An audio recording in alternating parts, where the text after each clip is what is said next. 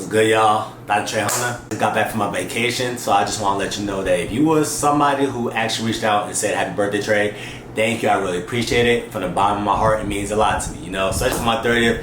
I feel old as hell now. Alright, but you know how to get back to the content. So we was all taught that in order for you to lose weight, you got to eat better, make better food choices, and you got to move, right? So when I tell my clients that you can actually burn more fat when you go to sleep, they're like, Trey, how's that possible? So today what we're going to talk about is the scientific reasonings why you're able to lose fat when you go to sleep, and the best things to do to optimize fat burning while you're at rest. Alright? Hey guys, My name is Michelle. Anita, Sarah, Julia, Peyton, Talia, Jazz, Marquita. I'm a physique.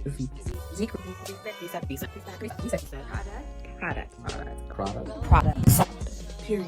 You love to see. When you're going to sleep, your body is actually producing a little bit more HGH, which is human growth hormone. The whole purpose of human growth hormone is exactly what it sounds like. It's going to help your body repair and build. In puberty, your body releases a lot more human growth hormone, and that's why you're able to grow bigger, faster. As for men, your voice gets deeper, and as for women, you get a little bit more curvier. That's all stemming from human growth hormone and other complementary hormones such as testosterone for men and estrogen for women. And it's also the main reason why you're able to grow if you're somebody who's going to the gym and trying to lift weights and trying to grow muscle. It is because of human growth hormone. Now, majority of this is released in deep, keyword, deep sleep, which means what?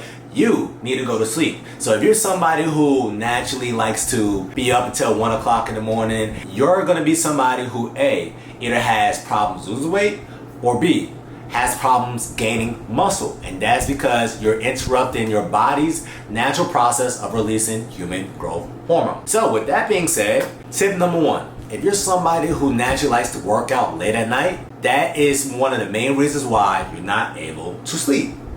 Why? Because when you're working out, you're basically simulating a response that your body is in a fight or flight mode, which means norepinephrine or adrenaline, and epinephrine is being released.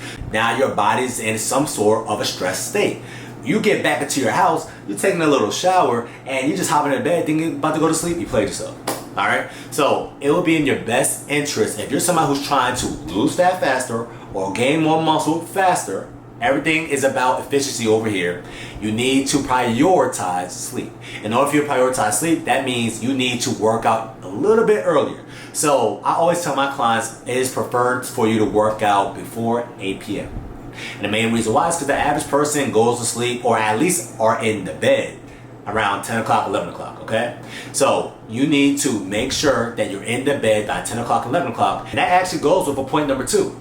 The actual study that just been released, they had a group of people who worked out late at night, but then they had a group of people who did not work out at all late at night, but they was both in the same caloric deficit. So keep that in mind. That means they're both eating the exact same amount of calories. The exact same amount.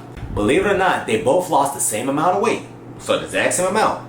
So even though they worked out, they lost the same amount of weight as the people who did not work out. And the people who decided to go to sleep, put that bottle on their head, they lost a little bit more fat than a person who worked out. But guess what? I just told you that they lost the same amount of weight. So what did that mean? The group that worked out late at night lost a little bit more muscle, and the main reason why they lost a little bit more muscle along with the fat is because they did not prioritize sleep.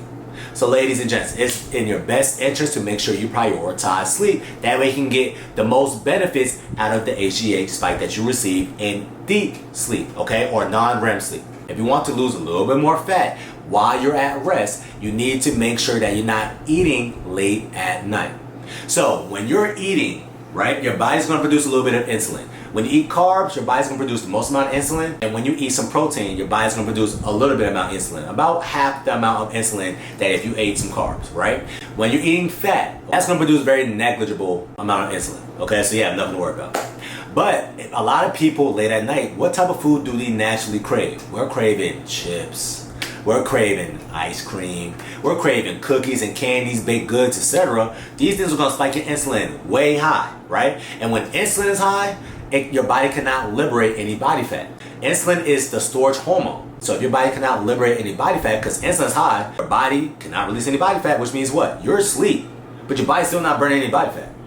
And because your body's not burning any body fat, when you wake up in the morning and you start your whole cycle again, your body's always in a storage mode.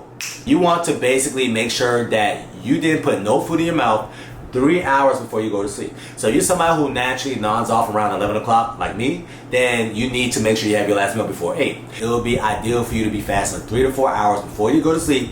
That way your body can optimize human growth hormone. That way your body can optimize melatonin production. And that way you can get better sleep and not broken sleep. Because believe it or not, if you're getting broken sleep, your body's not going to be in non-REM sleep, which means what? You're not producing enough human growth hormone, okay? Same thing applies for men. Men, if you're somebody who's trying to gain muscle and lose fat and you're not getting enough sleep, you're getting like around, let's say, 5 to 6 hours of sleep, you're literally decreasing your testosterone production about 25%.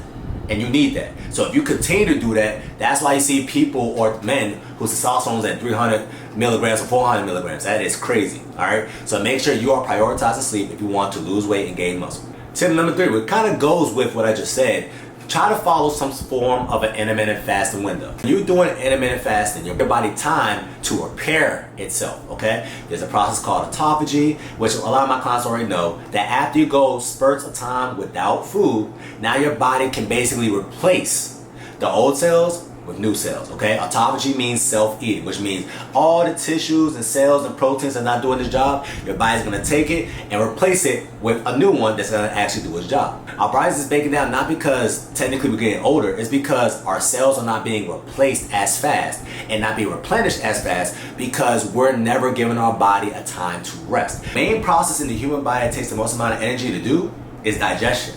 So if we're always eating about 14 to 15 hours out the day, and it's only 24 hours in a day, that means you're putting your body in the storage space, right? More than a fasted space. So if that is the case, that is why your body's never able to repair itself, because you're always putting food inside your mouth, which means your body gotta break this thing down. And that means your mitochondria and your cells always gotta work, and they gotta work what they got. Just like a car. It's like if you have a car and you're driving it all the time and you see the check engine light come on and you still continue to drive the car, that problem that could have been $300 is now $1,000, all because you didn't repair it in the first place.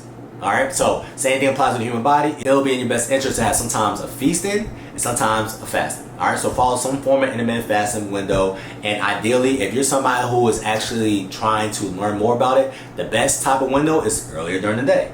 That way it goes with your circadian rhythm. We're not technically supposed to eat after the sun goes down.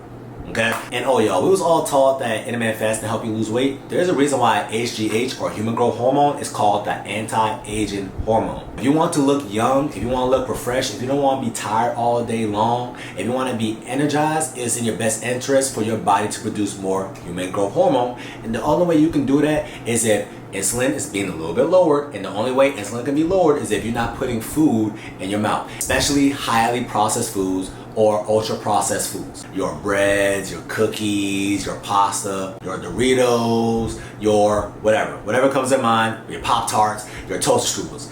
Those things are ultra processed foods, and these things are going to spike your insulin, which means what? Human growth hormone is going to plummet. Now, tip number 4, if you're trying to get better sleep, you need to work out and move your body. So you got to give your body a reason to repair itself. And when your body's in a stressed state, and when your body is broken down because you create some micro tears, now your body's gonna produce a little bit more melatonin, which means you're gonna get a better sleep. And because you're actually moving your body is going to actually have a reason to produce a little bit more HGH, okay? So that's why you see bodybuilders, they lift weights and they shooting up HGH, and that's to grow and recover faster. Our bodies naturally produce HGH, but we gotta give our bodies a reason to produce a little bit more. So if you're somebody who's a little bit more active, it's in your best interest, most definitely, to prioritize sleep. All right, like you have no choice. There's no reason why you should be in the streets at 1 o'clock, 2 o'clock at night, every night.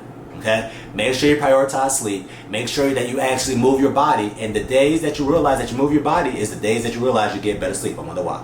Alright. Also, if you actually have a gym that has access to a sauna, it'll be in your best interest to actually use a sauna, because the sauna by itself naturally is going to produce human growth hormone in your body about 4 to 10-fold naturally. Okay, so if you do have access to a sauna and you do have time to utilize the sauna, it's in your best interest to be in there for about 15 to 20 minutes to get the most optimal results. Tip number 5, make sure you reduce your screen time. So these screens that we have right here, y'all, these screens naturally produce something called artificial light. You already know. And it produces a lot of blue light.